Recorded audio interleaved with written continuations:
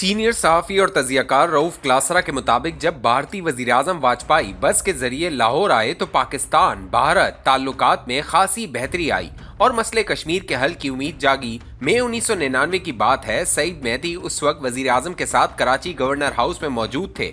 वहाँ दो कमरे ऐसे हैं जहाँ कायदे आज़म और फातिमा जिन्ना ने आखिरी दिनों में कयाम किया था। इन दोनों कमरों का विजिट करते हुए नवाज शरीफ इनकी तारीफ कर रहे थे कि इन्हें अच्छे तरीके से संभाल कर रखा गया है। वहां पुराने दौर का वो सुनहरी टेलीफोन सेट भी मौजूद था जो कायदे आजम के जेर इस्तेमाल रहा। इतनी देर में नवाज शरीफ के एडीसी ने इन्हें बताया कि भारतीय वज़ीर आज़म वाजपेयी इनसे फोन पर बात करना चाहते हैं, कोई अर्जेंट मामला है। नवाज शरीफ वहां से दूसरे कमरे में चले गए और फोन उठाया। वाजपेयी ने नवाज शरीफ के सर पर बम फोड़ा कि आपने हमें लाहौर बुलाकर पीठ में छुरा घोंपा है और कारगिल पर कब्जा कर लिया है। आपसे ये उम्मीद नहीं थी। लाहौर बुलाकर हमें आपने बड़ी इज्जत दी, मगर अब पीछे से हम पर वार कर दिया है। नवाज शरीफ को ये सुनकर झटका लगा कि भारतीय वज़ीर आज़म क्या कह रहे हैं। नवाज शरीफ ने इन्हें बताया कि इन्हें हरगिज़ इल्म नहीं कि पाकिस्तानी आर्मी ने कारगिल पर कब्जा कर लिया है। उन्होंने वाजपेयी से कहा कि वो अपने आर्मी चीफ से बात करके दोबारा इनसे बात करते हैं। अभी नवाज शरीफ इस बम शेल से संभलने की कोशिश कर रहे थे कि दोबारा वाजपेयी की आवाज आई, साहब रुकिए, अपने एक चाहने वाले से बात कर ले। ये कहकर वाजपेयी ने फोन किसी दूसरे शख्स को पकड़ा दिया। दूसरी तरफ से आवाज आई, मियां साहब दिलीप कुमार बात कर रहा हूं। आपसे ये तवक्को नहीं थी कि जब आप वजीर आजम पाकिस्तान होंगे तो ये सब कुछ होगा, क्योंकि आप तो हमेशा से दोनों मुल्कों में अमन के सफीर रहे हैं। मैं आपको बताना चाहता हूं कि पाक भारत कशीदगी की कीमत भारतीय मुसलमान अदा करते हैं। जब भी दबाव बढ़ता है तो हम मुसलमान अपने घरों से बाहर नहीं निकल सकते। आप इस सूरत हाल को संभालें और फौरन कुछ कीजिए। दिलीप कुमार कहने लगे, मुझे इल्म नहीं कि आप इस बात से आगाह है या नहीं कि पाकिस्तान के दौरे में मुझे आपने पाकिस्तान का सिविलियन अवार्ड निशाने इम्तियाज दिया था, तो इसके खिलाफ भारत में मेरे घर के बाहर 2 माह तक मुसलसल एहतजाज होता रहा। ये अवार्ड वापस करो। यही वजीर आजम वाजपेयी थे जिन्होंने मेरा हौसला बढ़ाया और कहा था कि दिलीप साहब, ये मुजाहरे अगर बरसों तक भी आपके घर के बाहर होते रहे तब भी आपने ये पाकिस्तानी अवार्ड वापस नहीं करना। नवाज शरीफ ने दिलीप कुमार को तसल्ली दी, वो इस इशू को मजीद फैलने से रोकेंगे और हालात को बिगड़ने नहीं देंगे। फोन बंद हुआ तो नवाज शरीफ ने पहला फोन उस वक्त के army chief general Pervez Musharraf को किया। नवाज शरीफ ने पूछा कि ये सब क्या चल रहा है। परवेज मुशर्रफ ने कहा, आप इस्लामाबाद आए, कल हम मुलाकात करते हैं। ये 17 मई 1999 का दिन था। नवाज शरीफ और जनरल परवेज मुशर्रफ की मुलाकात फैजाबाद के करीब ISI के OGD कैंप में रखी गई। नवाज शरीफ वहां पहुंचे तो आर्मी चीफ तमाम सीनियर जनरल्स के साथ वहां मौजूद थे। नवाज शरीफ भी अपने साथ सीनियर सियासी क़यादत को लेकर गए थे। सईद मेहदी और सेक्रेटरी दिफा लेफ्टिनेंट जनरल इफ्तिखार भी मौजूद थे। जनरल परवेज मुशर्रफ ने नवाज शरीफ को ब्रीफिंग देना शुरू की तो ऐसे महसूस हुआ कि नवाज शरीफ के चेहरे का रंग बदल रहा है। परवेज मुशर्रफ ने फौरन सदियों पुराना एक आजमुदा नुस्खा नवाज शरीफ पर आजमाने का फैसला किया और इसके नताइज इनकी तवक्को के ऐन मुताबिक निकले, जो आखिरकार 12 अक्टूबर को नवाज शरीफ की गिरफ्तारी पर मुनहज हुए। इस इजलास में जो पत्ता परवेज मुशर्रफ ने चालाकी से खेला था, नवाज शरीफ इसको न समझ सके और इस लम्हे जब इन्हें समझ का मुजाहरा करना चाहिए था, वो जज्बात की रूह में बहते चले गए।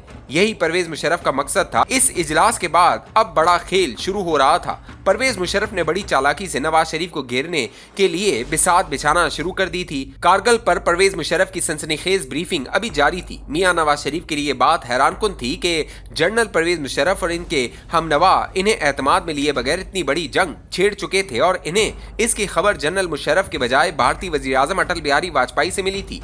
वैसे तो मियां नवाज शरीफ को अपने DGISI जनरल ज़ियाउद्दीन भट्ट के इंतखाब पर भी अफसोस होना चाहिए था, जिन्होंने मियां साहब को कारगिल जंग के हवाले से बरवक्त आगाह नहीं किया। ये बात सिर्फ 3-4 बड़े जर्नैलों को मालूम थी और किसी को हवा तक न लगने दी गई थी। सवाल ये भी था कि इतनी बड़ी खबर 6 माह तक कैसे बाहर नहीं निकली। मामला जंग तक पहुंच गया और फौज में किसी को इल्म न था। अगर अब भी भारतीय वजीर आजम वाजपेयी मियां नवाज शरीफ को फोन न करता तो शायद इन्हें जवाबी भारतीय हमले की खबर टीवी स्क्रीन पर नजर आती। जनरल मुशर्रफ को अंदाजा न था कि भारतीय वजीर आजम खुद मियां नवाज शरीफ को फोन करके बता देगा और उनसे जवाब तलबी हो जाएगी। मियां नवाज शरीफ ने जिस शख्स को कमजोर समझकर आर्मी चीफ लगाया था, वो तो इतना होशियार निकला कि किसी को कानो कान खबर न होने दी और 2 मुल्क एक नई जंग के दहाने पर पहुंच गए। इसलिए जनरल मुशर्रफ ने समझदारी से 24 घंटों का वक्त लेकर अगले दिन ISI के दफ्तर में ब्रीफिंग रख दी।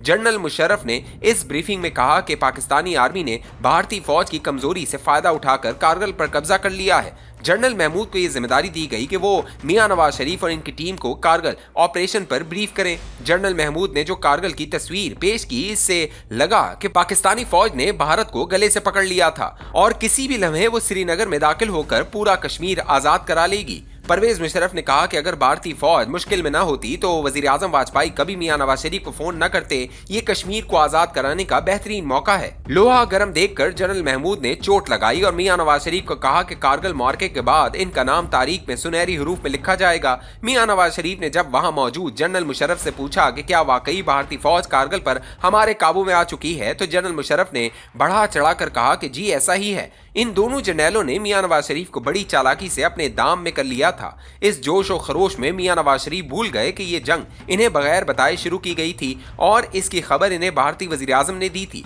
जनरल मुशर्रफ ने तो इनसे इतना बड़ा राज छुपा रखा था। यूं मियां नवाज शरीफ फौरन इस मंसूबे में शामिल हो गए और अपनी रजामंदी जाहिर कर दी। यहां तक कि उन्होंने इस कारगिल ऑपरेशन की कामयाबी के लिए दुआ भी कराई। दुआ मांगने के बाद मियां नवाज शरीफ और जनरल मुशर्रफ एक अलग कमरे में चले गए। किसी को इल्म न था कि वहां इन दोनों के दरमियान क्या बातें हुई। जिस मियां नवाज शरीफ ने एक दिन पहले भारतीय वजीर आजम वाजपेयी को यकीन दहानी कराई थी कि इन्हें कारगिल जंग का कोई इल्म नहीं और ये कि वो अपने जर्नैलों से चेक करके दोबारा फोन करेंगे, वो अब वाजपेयी को फोन करना तक भूल गए थे। वो वजीर आजम जिसने अपने आर्मी चीफ की सरजनिश करनी थी कि इसने कैसे इसे बाईपास करके इतना बड़ा और खतरनाक मंसूबा बना लिया था, जिससे वाजपेयी के लाहौर विजिट के बाद दोनों मुल्कों में अमन और मसले कश्मीर के हल की जो शमा जली थी वो भी बुझ गई। वो अब महज खुशामद सुनकर इस मंसूबे का हिस्सा बन गए थे और यही जनरल मुशर्रफ की कामयाबी थी कि उन्होंने मियां नवाज शरीफ को बांस पर चढ़ाकर वरगला लिया था। दूसरी जानिब इसी ब्रीफिंग में मौजूद एक साबिक जर्नैल बहुत अपसेट था कि वजीर आजम को ये क्या ब्रीफ किया जा रहा था, बल्कि उल्टा इनसे दुआ भी करा ली गई थी ताकि सबूत मौजूद रहे कि मियां नवाज शरीफ को इस इकदाम का इल्म था। मियां नवाज शरीफ भी इस एडवेंचर के नुकसानात का अंदाजा लगाए बगैर इस खतरनाक खेल में शरीक हो गए थे। जब ब्रीफिंग खत्म हुई तो सेक्रेटरी दिफा जनरल इफ्तिखार चौधरी निसार अली खान के भाई सईद मेहदी को एक तरफ ले गए और कहा कि वजीर आजम को ब्रीफिंग में मिसलीड किया गया है, हम ज्यादा देर तक कारगिल पर कब्जा बरकरार नहीं रख सकेंगे। ये सुनकर सईद मेहदी के पैरों तले जमीन निकल गई कि अब तो वजीर आजम को चिकनी चुपड़ी बातें सुनाकर दुआए खैर तक करा दी गई थी। सईद मेहदी ने जनरल इफ्तिखार से पूछा कि उन्होंने वहां ब्रीफिंग में जनरल मुशर्रफ और जनरल महमूद को क्यों नहीं टोका और वजीर आजम को ये सारी बात क्यों नहीं बताई। तो जनरल इफ्तिखार ने कहा कि इनका ताल्लुक भी इसी इदारे से है, लिहाजा चुप रहना इनकी मजबूरी थी, वरना इनके क़यादत के साथ ताल्लुकात खराब हो जाते। जनरल इफ्तिखार ने इंकशाफ किया कि जब बेनजीर भुट्टो वजीर आजम थी तो जनरल मुशर्रफ ने इन्हें भी कारगिल पर कब्जे की ब्रीफिंग दी थी, लेकिन बेनजीर ने सब कुछ सुनकर जनरल मुशर्रफ का मंसूबा मुस्तरद कर दिया था। परवेज मुशर्रफ ने यह मंसूबा जहांगीर करामत को भी पेश किया था, लेकिन उन्होंने भी इसे मुस्तरद कर दिया। ताहम जब जनरल मुशर्रफ खुद आर्मी चीफ बने तो उन्होंने बगैर सियासी क़यादत को बताए इस मंसूबे पर अमल कर डाला। जनरल मुशर्रफ को खदशा था कि अगर उन्होंने मियां नवाज शरीफ को इस मंसूबे पर पेशगी राजी करने की कोशिश की तो हो सकता है कि वो भी इन्हें मना कर दें। लिहाजा उन्होंने खुद ही 2-3 जर्नैलों का साथ मिलाकर इस मंसूबे पर अमल दरामद कर लिया था। मियां नवाज शरीफ जब जनरल मुशर्रफ को मिलकर बाहर निकले और वजीर आजम हाउस के लिए रवाना हुए तो सईद मेहदी ने मियां नवाज शरीफ को बताया कि defence secretary general Iftikhar Ahmed क्या कह रहे थे।